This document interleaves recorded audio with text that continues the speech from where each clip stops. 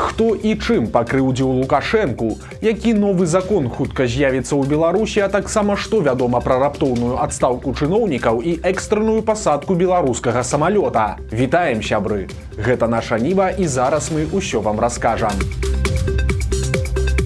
Адразу дзве адстаўкі высокіх чыноўнікаў. Савет міністраў вызваліў ад пасады намесніка міністра эканомікі Тацяну Бранцевіч і першага намесніка міністра культуры Валерыя Грамаду. У дакуменце, які падпісаў прэм'ер-міністр Роман Галоўчынка, пазначана, што абое пакінулі свае пасады ў сувязі з выхадам у адстаўку. Прычыны не агучваюцца, таму што гэта было. Звальненне ці перавод на іншую працу пакуль незразумела. Чым незадаволены Лукашенка? Заўтра ў яго запланаванае вялікае мерапрыемства. У Мінску пройдзе пасяджэнне вышэйшых чыноўнікаў так званай саюзнай дзяржавы Беларусі і Расіі. Чакаецца нават прыезд Пуціна, таму рыхтавацца Лукашенка пачаў ужо сёння. Але ж, як у яго часта бывае, у размове тут і там праслізнула пэўная ці то крыўда, ці то незадаволенасць. Бо раней Лукашенка разліваўся салаўём пра братэрства і сяброўства з Расіяй, а тут на сустрэчы з расійскім чыноўнікам Мезенцавым ён раптам загаварыў інакш. Маўляў, і саюзную дзяржаву будуем, але ж, аказваецца, за 25 гадоў так нічога і не пабудавалі. 25 лет мы пытаемся создать союзное государство. Многие направления были определены, что-то вовремя не сделали, но немало сделано. Таксама Лукашенко адзначыў і нейкі шэраг таямнічых праблем паміж Беларусью і Расіяй. Немало сделано, особенно в области прав человека, равных прав наших граждан России и Беларуси. Но думаю, что надо где-то нам смелее идти в этом направлении. И, конечно, Дмитрий Федорович, фундаментом, вы это знаете не хуже меня, любых отношений является экономика. У нас есть ряд вопросов фундаментальных, которые мы должны в будущем, наверное, году уже решить. Пасля Лукашенко прагаварыўся пра сваю нядаўнюю сакрэтную размову з Путиным, але без падрабязнасцяў. Я позавчера разговаривал с Владимиром Владимировичем, как раз, наверное, перед встречей у вас с ним. У нас там много было вопросов и других, но я еще раз его пригласил в Минск. Адметна, што праз пару гадзін Лукашенко амаль слова ў слова паўтарыў тое ж самае пра спробы пабудаваць саюзную дзяржаву і сваім чыноўнікам, а пасля зноў загаварыў пра праблемы. Вы видите, что присутствует все руководство Российской Федерации в Минске. Это тот случай, когда мы можем и должны обсудить те проблемы, которые в наших отношениях существуют. Естественно, они будут, но есть проблемы, которые должны быть решены на этом этапе. Несмотря на все проблемы, о которых я говорю, несмотря на разного рода нерешенные вопросы, как вы меня информируете, мы в этом году по товарообороту 59-60 миллиардов долларов достигаем. Пра якія праблемы бясконца паўтарае Лукашенко, можна толькі здагадвацца, але ж можна меркаваць, што адна з іх гэта яго настойлівае жаданне зарабляць на расіянах яшчэ больш. Раней ён бясконца паўтараў, што калі ў Расіі трэба нешта пабудаваць, дык хай бы тое будавалі беларусы, а калі расіянам трэба нешта купляць, дык хай купляюць у Беларусі. Але ж з гэтых яго маналогаў вынікае, што яго мары і планы гэта адно, а рэальнасць зусім іншая. І падобна, што даіць Расію яму дазваляюць і даюць, але ж зусім не так актыўна, як яму б таго хацелася.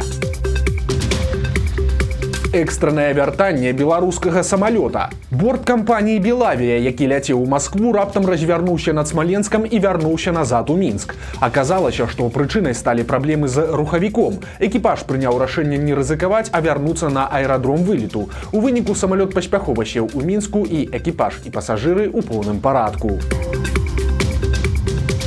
Начныя аблавы адбыліся ў Магілёве. Там дэпартамент фінансавых расследаванняў і спецназ з атраду «Рысь» уламываліся ў дамы, каб затрымаць беларусаў, якія, на думку сілавікоў, фінансавалі экстрэмісцкія фарміраванні і ўзброеныя сілы ўкраіны. У перакладзе на чалавечую мову гэта значыць, што людзі пераводзілі грошы беларускім медыя ці ініцыятывам, якія забаронены лукашэнкаўцамі, а таксама нейкім украінцам. Пры гэтым падобна, што да людзей адмыслова заляталі ўначы. Сілавікі са зброяй, шчытамі і ў поўным абмундзіраванні яны ламалі дзверы і затрымлівалі людзей нібыта нейкіх тэрарыстаў. У выніку у 2 жыхароў Магілёва канфіскавалі мабільныя тэлефоны і кампутарную тэхніку, а таксама буйныя сумы грошай, амаль 63 тысячы даляраў і 4300 беларускіх рублёў, але лёс саміх людзей пакуль невядомы. Нагадаем, што за апошнія гады па ўсёй Беларусі былі створаныя такія атрады спецназу, як гэты магілёўскі. Усе яны носяць грозныя назвы тыпу «Рысь», «Шторм», «Тайфун» і гэтак далей. Іх стварэнне было асабістай ініцыятывай Мікалая Карпянкова, які раней узначальваў Губазік, а затым стаў намеснікам міністра ўнутраных спраў. На пачатку заяўлялася, што задачай гэтых атрадаў будзе барацьба з дыверсантамі і іншыя сур'ёзныя справы, але пакуль што тыя спецназаўцы ў асноўным затрымліваюць звычайных беларусаў па палітычных справах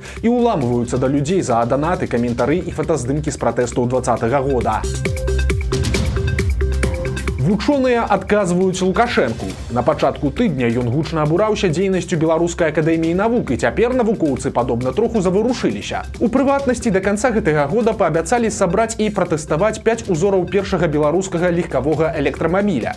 Праўда, гэта трохі смешна, бо беларускі ўрад анансаваў, што той электрамабіль з'явіцца яшчэ да восені. Батарэі для яго будуць купляць у Кітаі, а электроніка нібыта распрацаваная ў Беларусі. Прычым Александр Бялевіч, намеснік дырэктара аб'яднанага інстытута машынабудавання Акадэміі навук, кажа так, цытата: «Мы можам спраектаваць электрарухавік не горшы, чым у Тэслы, аднак за ім стаяць асаблівыя вытворчыя тэхналогіі, для якіх патрэбныя міжнародныя рынкі са шматмільённым попытам, якога ў беларускіх прадпрыемстваў пакуль няма. Таму бессэнсоўна траціцца на такія тэхналогіі, яны не акупляюцца». Канец цытаты.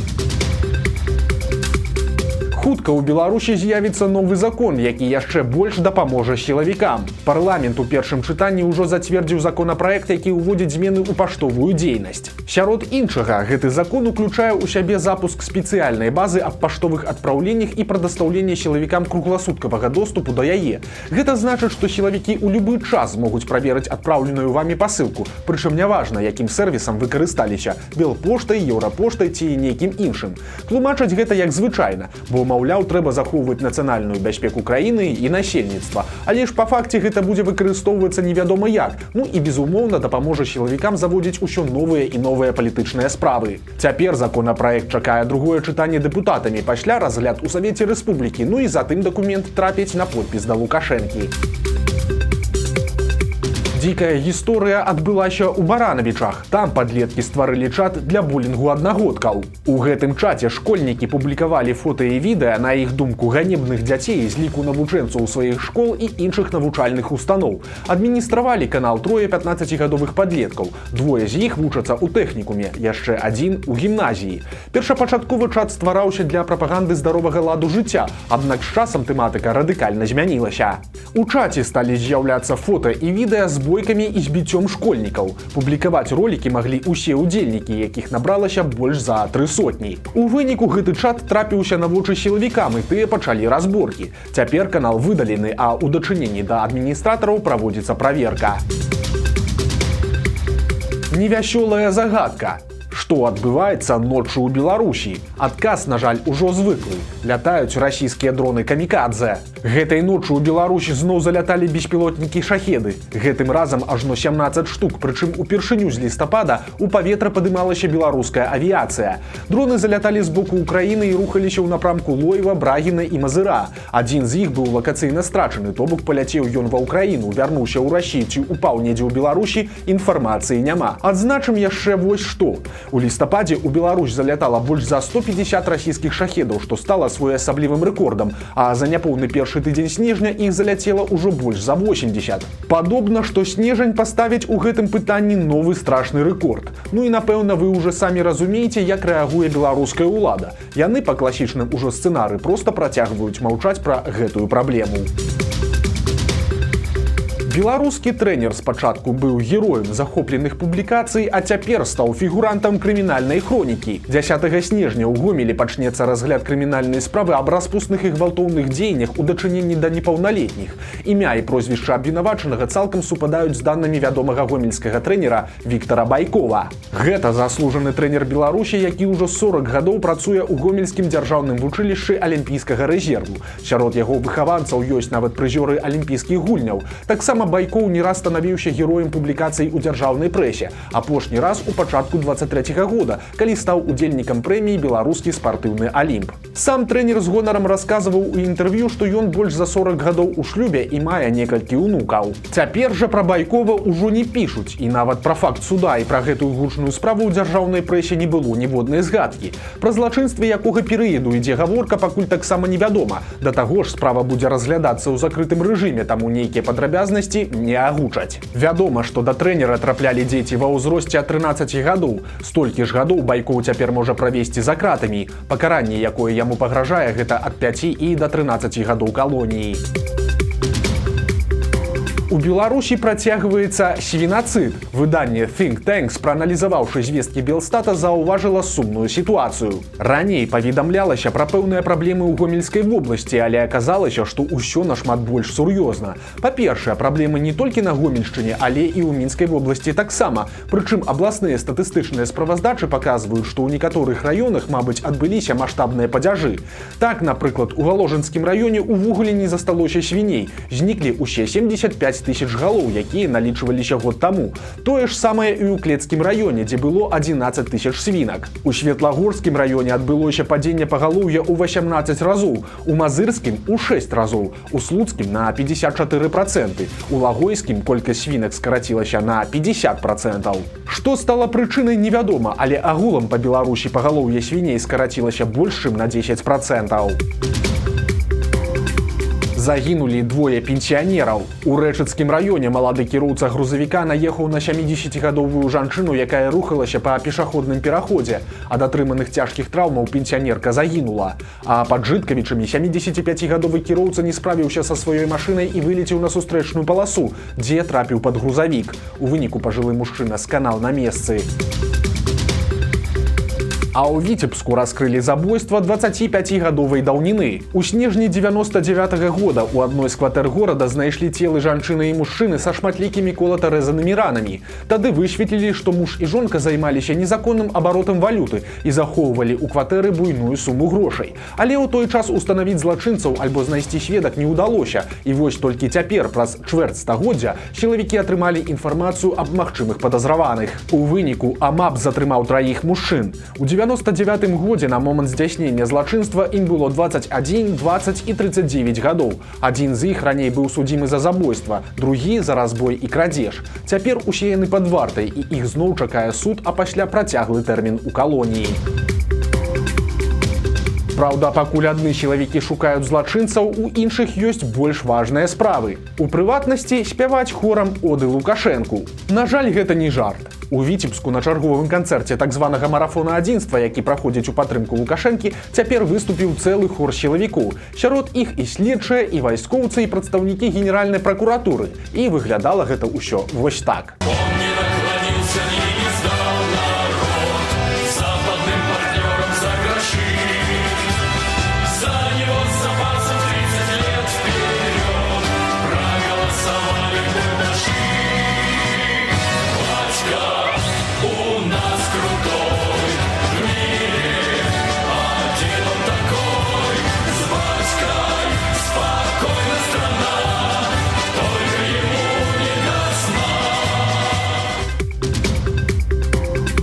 Ну і на развітанне яшчэ адзін патрыятычны крынж, але цяпер ужо з Берасцейшчыны. Там адсвяткавалі 85 гадоў утварэння Брэсцкай вобласці, але чамусьці забаўлялі людзей даволі дзіўныя персанажы.